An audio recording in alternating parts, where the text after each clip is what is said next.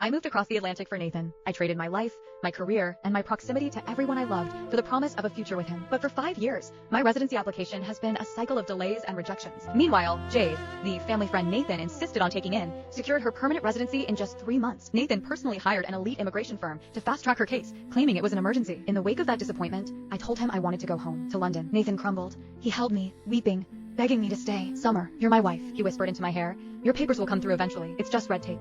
But Jade is different. She's alone here. Without that status, she could be deported at any moment. Please, just do this for me. Stay." Once again, I let his tears anchor me. I stayed. Until today. I was at the immigration office for a routine status review.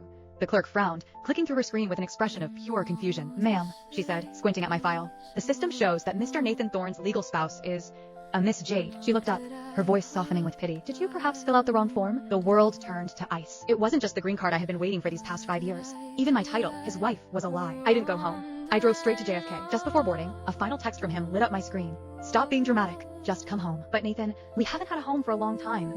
The clerk watched me, waiting for a response. When I didn't speak, she cleared her throat and repeated herself. "Ma'am, you might want to double-check your records." I snapped back to reality and pulled the paperwork across the desk.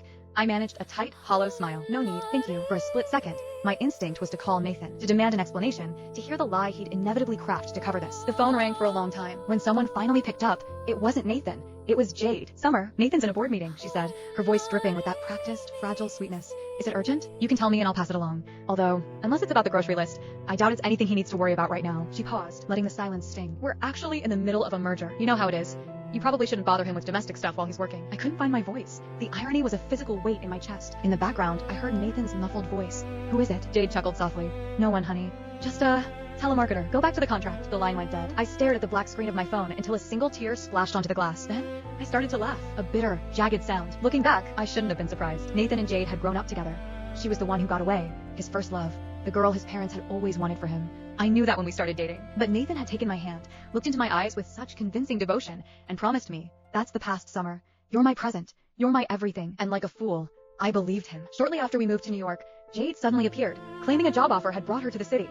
Nathan was frantic about her safety. "She's a young woman alone in a strange city, Summer. I wouldn't sleep knowing she was in some sketchy apartment.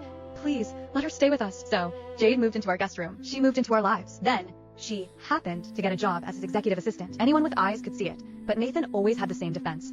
"She's like a sister to me. Don't be so insecure." So I closed my eyes, I plugged my ears, I played the role of the perfect, supportive wife. Before I left London, my mother had watched me pack my life into 3 suitcases. She didn't try to stop me. She knew I was too far gone in love to listen. She just gave me a tired, knowing smile. "You're young, Summer. You'll learn," she said.